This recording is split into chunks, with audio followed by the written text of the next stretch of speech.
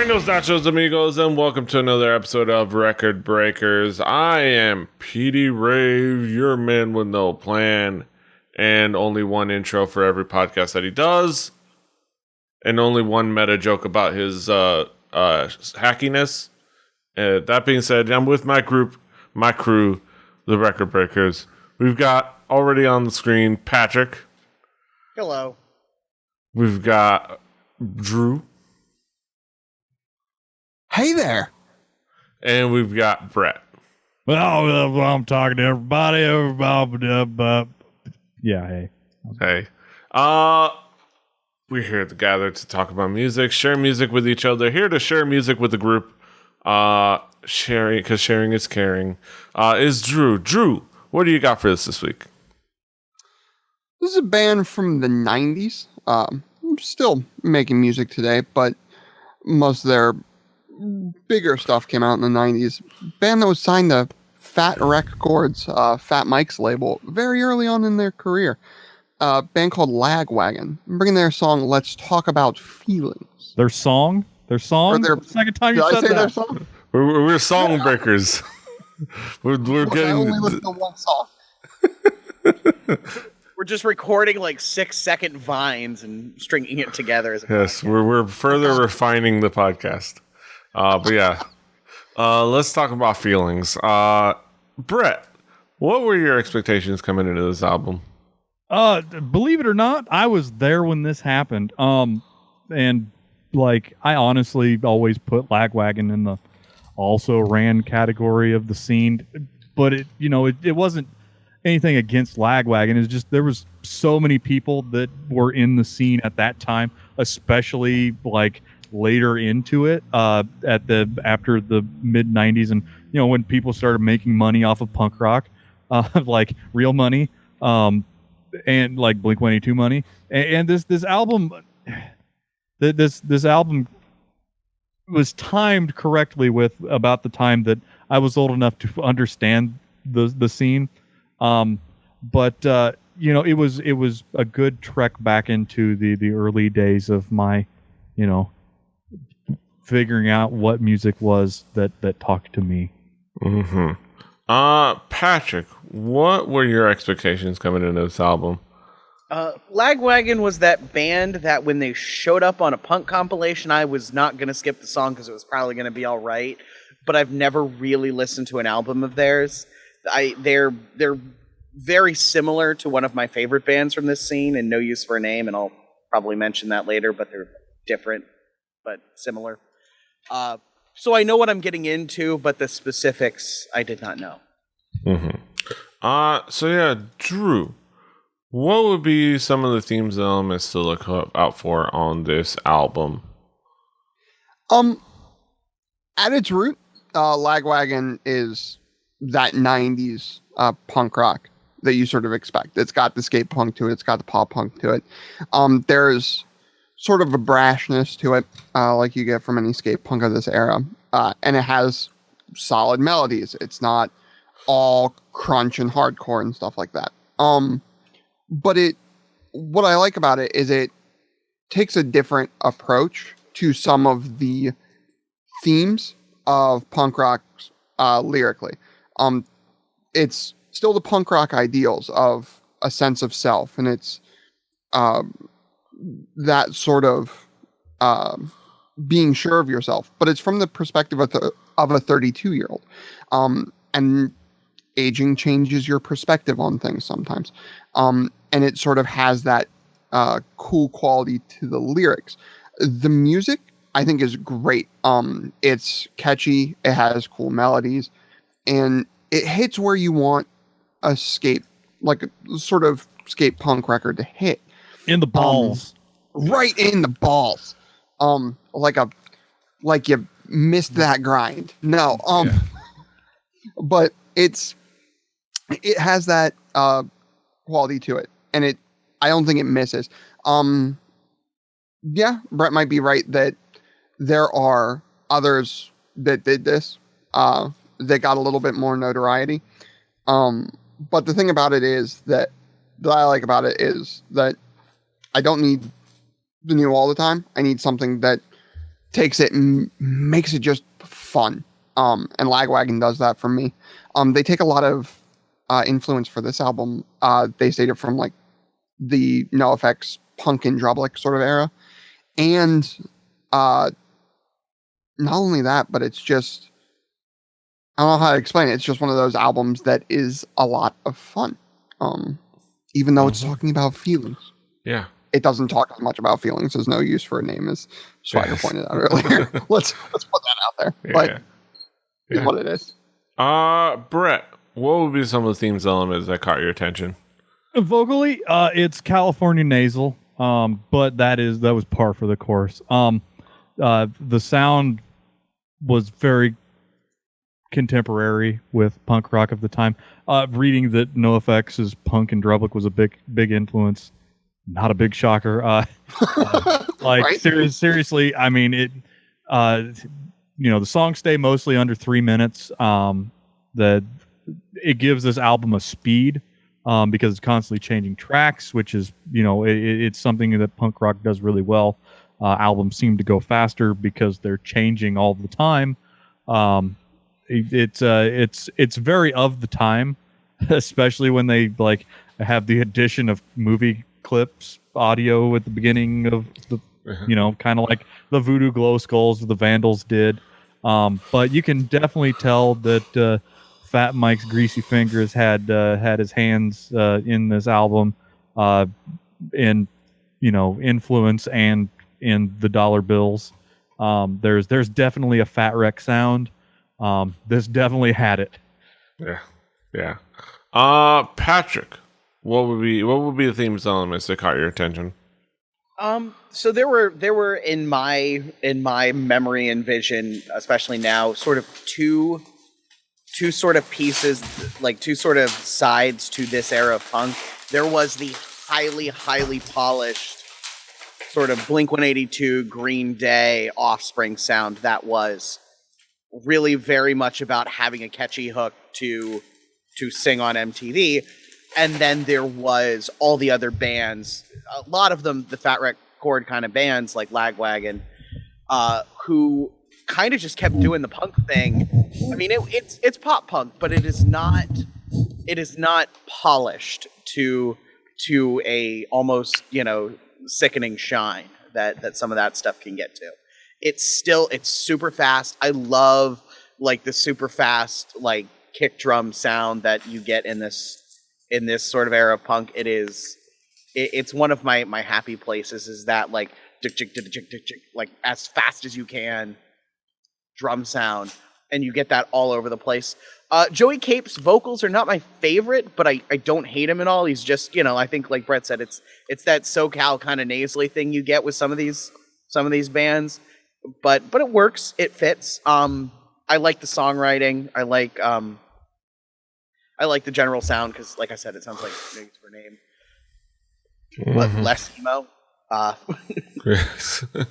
It's a happy or no use for a name, and also like it's for an album I've never listened to. It's an album that sounds incredibly familiar. Yeah, Drew, what would be some of the key tracks to kind of zero in on? Before that, I want to point out, yes, like Swagger said, it is a happier no use for a name, but it's not hard to be happier than no use for a name. No, it's not. It's not a high bar. He was very depressed. Rest in peace. Did not end well for you, Tony Sly. Nah. God, rest in peace. Rest in peace. Rest in peace. We're gonna start out with After You, my friends. Because it starts out, it's a simple song. It's a catchy song. It's got a punk beat. We've said so many times, especially me. I know I've harped on this. The first song on a record should give you a good idea of who the band is and what the album's going to be. In this song, you can hear multiple influences, in my opinion, from different punk bands, and it doesn't come off in a bad way. It doesn't come off as they're trying to rip anybody off. It doesn't come off as they're trying to be better than the bands that they also enjoy, and they just want to play fun music that they find fun. So they're going to take influences from music they have fun with. And I think you can sort of hear it here. As Brett mentioned, you can also kind of hear it in the mix. The Fat Wreck production has a definite tone and a definite mixing quality to it. Anybody who knows a lot about mixing in studios knows why that probably is. And we'll leave it at that. And you can tell in this album, they're not going to reinvent punk. They're not going to reinvent pop punk or try to do anything crazy with punk rock melodies. They want to make their mark and they want to have fun making it. And I think that's kind of cool. I mentioned earlier that the lyrical quality, the lyrical ideals are a punk rocker as he ages. Just do I have enough time? Do I have enough energy to live up to the goals that I set for myself when I was young, to live up to the ideals and that sort of self-reliance while also still being sure of my heart and my goals and my ambitions. And the weird thing is they covered Everything Turns Gray from Agent Orange, and the mood of that song absolutely encapsulates this record, in my opinion, and it fits in perfectly, but it's a cover. It doesn't miss a beat, and I think that's really cool. They also do some really cool stuff with it. It's not just one of those covers that's almost exactly like the original. It's definitely different. I don't think in a better way or a worse way. It's just a different way, and I kind of enjoy that. And then we're going to have to talk about May 16th eventually. We're going to have to break that egg, because a lot of people's exposure to a lot of bands were the first 3 Tony Hawk games. A continuing series of video games that are hits. All of them. Let's please. The 5th one just makes me sad. Please don't do this to me. But what was great about especially those first 3-4 games was they had these great soundtracks to them. And you always get Millencolin and Goldfinger mentioned, right? You always get No Cigar and Superman sort of mentioned in that. And I think May 16th is one of those ones where everybody, because of how the soundtrack worked in Tony Hawk, you kept having to restart the level until you got the song you wanted. Bring the noise. Police truck. Oh, sorry. I will agree. Bring the noise, police truck, No Cigar, Superman, and I think May 16th. And you would keep restarting. And when you heard something you liked, and you heard something, yep, Tony Hawk 2, there it is. Swagger's putting it up in his camera. When you heard that song come on, you're like, all right, cool. I'll go ahead and start playing this one. I'll start playing this 2 minutes trying to get my 6 score or whatever. And they picked them because they were the punk rock songs that they picked for those first 3-4 Tony Hawk games were picked because they were not only solid skate punk songs, but they were catchy and they were fun. And I mean, May 16th fits that to a T, in my opinion. It's one of those songs where if you were a gamer of that era and you put this on, everybody would know what was going on, and every punk rock fan that came from that era would put their hands up and dance around and have a good time with it, because it is what this record is. It's fun, it's catchy. Yeah. It's just good. Brings back the good feels. Brings back the good feels. Brett, what would be some of the key tracks that caught your attention? Alrighty. Honestly, of the Tony Hawk soundtrack, because I was there for that. I played a lot on the PC, and so I only got a small dosage of the Tony Hawk fun, because I didn't have friends to play with to come over and use their Gravis pad. But there's a throwback. Yeah. I was more in the music scene than the video game scene at that time. And I was, so we'll just leave it at that. But Leave the Lights On. This is the most NoFX sounding song. It has my preferred drum beat, the one where you use the floor tom and the kick to do that. that endless like off triple on triple thing. Would that be you got to. Yeah, I'm not gonna. But yeah, I'm not. I can't mouth noise it as well. But it's the sound of Smelly from NoFX. Like every single NoFX song has that drum beat. It's fucking hilarious.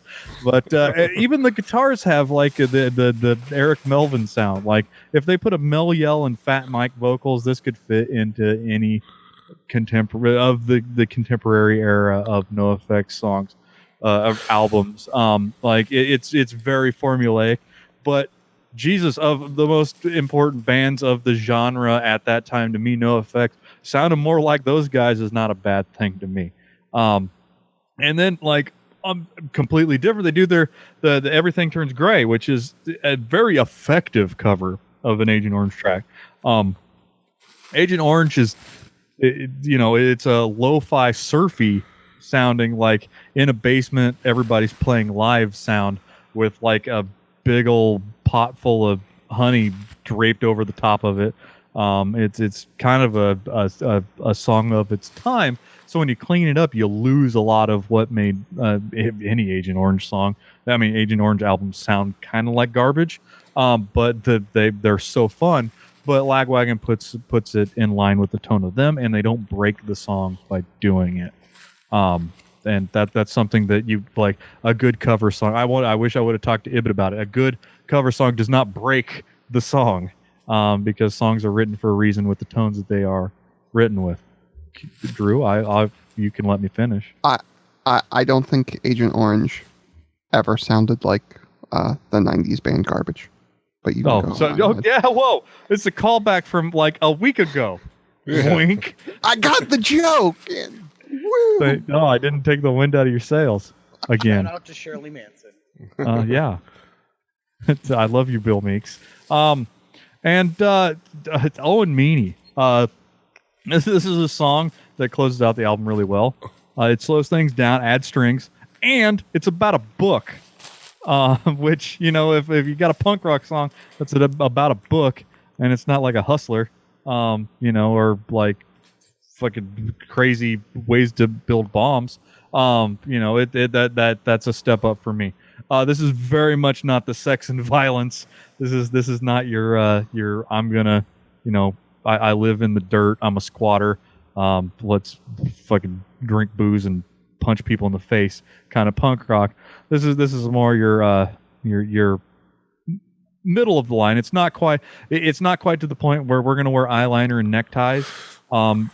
We hadn't gotten to that point yet. No. It's not quite. We're gonna do a whole lot of cocaine and break our band up like before this era. This is very of its time, and those three songs really stood out to me beyond the memories that I had of the genre of that era. Bonus, if like any band that's in short music for short people has a short place in my short heart. Yeah. And Lagwagon, although it may not be my main choice, they do. So go buy that 101 track song album. And listen. Now you're doing it. Yeah, I fucking Drew, piece of shit. Song albums. Patrick, what would be some of the key tracks for you? Two, I liked Love Story because it sounded like a No Use for a Name song in the best way. It was like instant love. I'm like, oh, this is the sound that keeps me coming back to this era of music in my listening. And it's a good song. Again, not nearly as miserable as a No Use for a Name song, which is probably healthier for me now. Uh-huh. Yeah. But that same vibe. And then May 16th, because Tony Hawk Pro Skater 2. Like, literally had to go out and buy a copy I could play on a modern console. Pro tip, you can play Pro Skater 2X on your Xbox 360. Pro Scooter. Pro Scooter. We got scooters. The Racer Scooter game. We had a Pro Scooter game on the PS1 that existed. We got scooters. You had that Razor Scooter piece of garbage game? PS1. That game was so garbage. I know. You could tell that game was hot garbage from a mile away. I didn't buy it. I think my brother did because he was super into scooters when he was 7 years old, and we had a PS2, so I played it, and it was garbage. Pro Scooter. Tell your brother he's a Scooter. piece of shit. He is. I'm not even disagreeing with you. He still is 20 years later. Yeah, those two stuck out with me, but I mean, this is a really good example of this era of punk rock and one probably the better side of it that's aged a little better than its more mainstream counterparts. Mhm. And yeah, actually, and I agree. Everything Turns to Gray cover was good. Yeah. I have it on good authority that the youths of Utah are big into Blink-182. Yeah. Okay. That is the case. But yeah, let's bring it back around the horn to talk about some conclusive thoughts. Brett, what did you think about the album overall? I mean, it's a '90s punk rock album. It comes from the people who bring you such acts as every other punk band from Fat Wreck. I mean, you can go down the list. There are a lot of bands that sound a lot like this. This Lagwagon did some things really well, and they did things really well on this album. You know, like punk rock bands do. They have a lot of albums. Go listen to a lot of them. You will find a lot of different things, and probably a lot of members. I didn't look up how many people they chewed up through the years, but go listen. This is, if you want to see the kind of music that was like you had to special order CDs in the late 90s, this would be something that I'd have to special order at my on cue Sam Goody or music retailer of choice. Quonset Hut. Yeah, something like that. And you know, if you weren't there when it happened, you can get everything that you missed just by listening to this stuff in a way easier way than we did, and revel in the fact that MTV is dead, just like I'm sure these 50-year-old punk rockers are right now. Yeah. Yeah, and looking at the member list, there is the positive in knowing that almost everybody that was on this album is still with them. So hey, they reached that point. There That's was better only than most. There was only 3 past members, and one of them's dead. Yeah. Okay, that's So punk rock, I guess. Yeah, so they did take a lot of hiatuses and like left the rehab other. breaks, as they would call them today. When Yeah. Yeah. About touring with Yeah. me first. Joey Cape and Chris Flippin have been permanent members throughout the entire history of the band. and not necessarily rehab about drugs. If the band members are watching, I'm not. Maybe a Fat Farm. Yeah, just They are in Fat Records. chill. So some Physical rehab. You know, somebody twisted an ankle. You know, or somebody. like not being on the road, because punk rock makes money by being on the road. It always has. It wasn't album sales. Ugh, Right. I feel bad for those guys. Yeah. You might have torn an ACL. You got to rehab that. You know. He skanked too hard. might have hurt a knee or maybe got a blood clot. Sorry, Petey. Yeah. Yeah. Sometimes things Basketball get humor, guys. Yeah. Shut it. That's you're gonna date our podcast. Yes. Hey, no, I'm that gonna happened a date while it ago.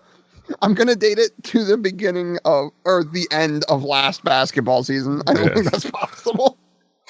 Yes. Yeah, we're talking about the present where I'm sure Lamar Odom is up and well at this point by the time this is released. Everybody cross your fingers that dude didn't die. Yeah. But moving on. We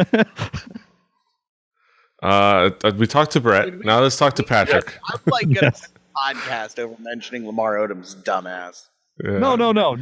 No. We aren't talking about stuff. We're talking about records. We're Talk about breaking records. Patrick, what are your conclusive thoughts on this album?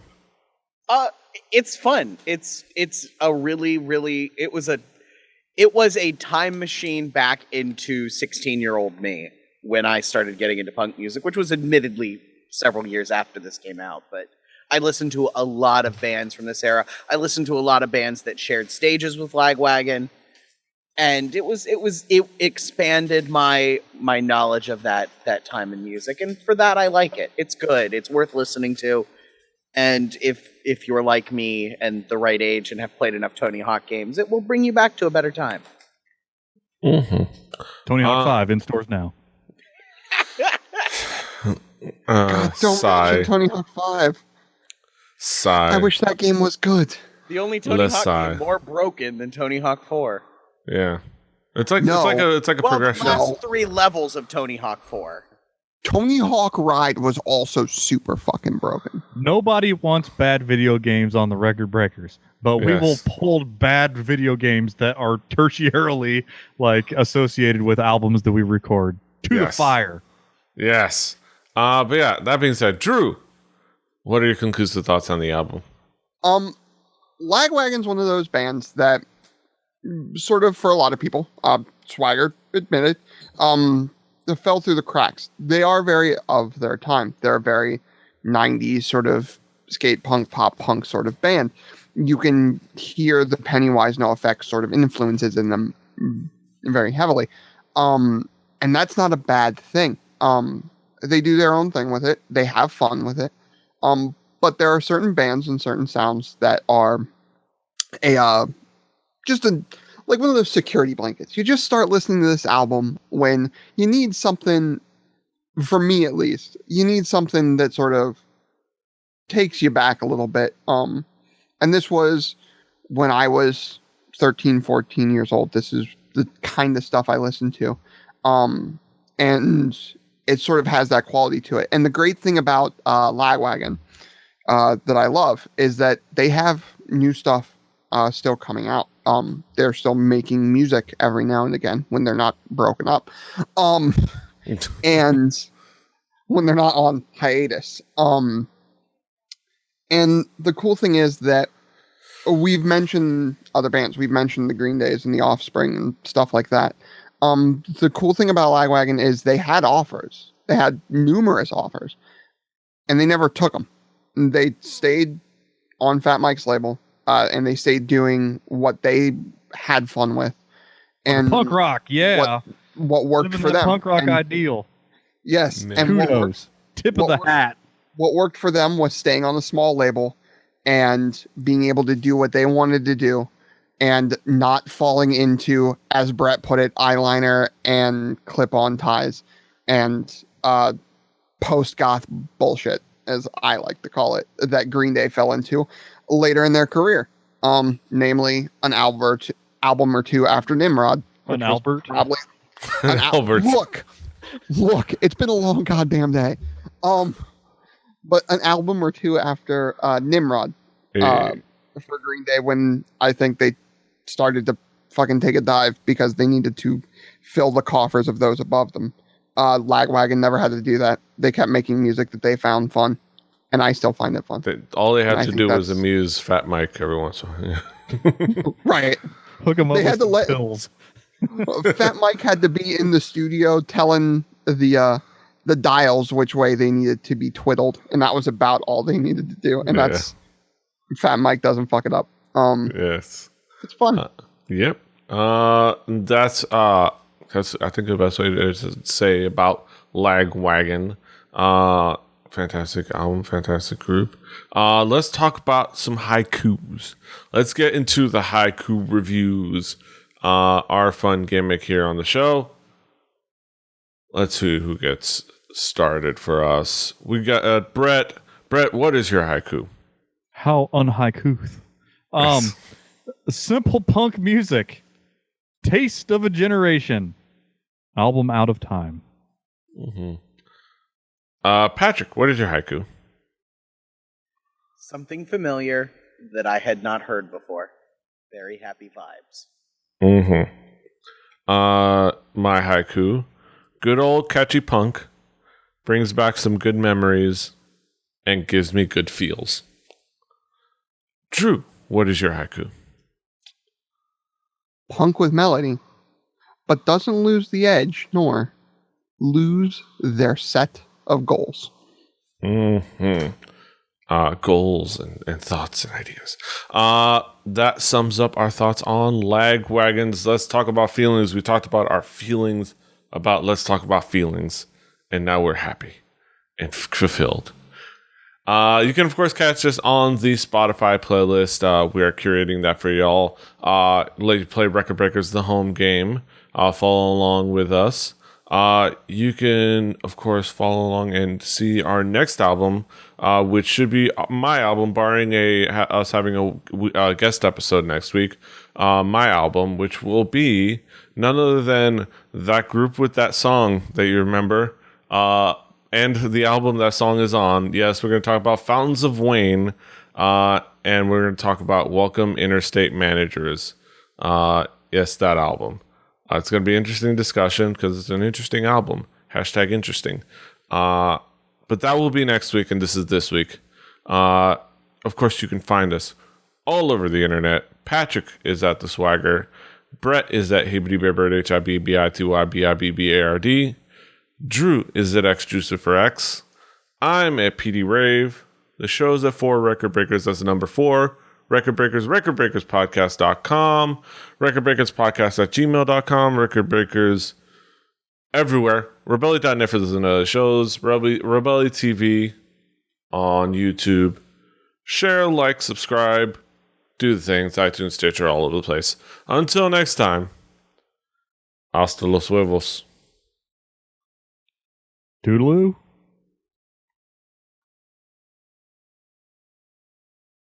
Wink.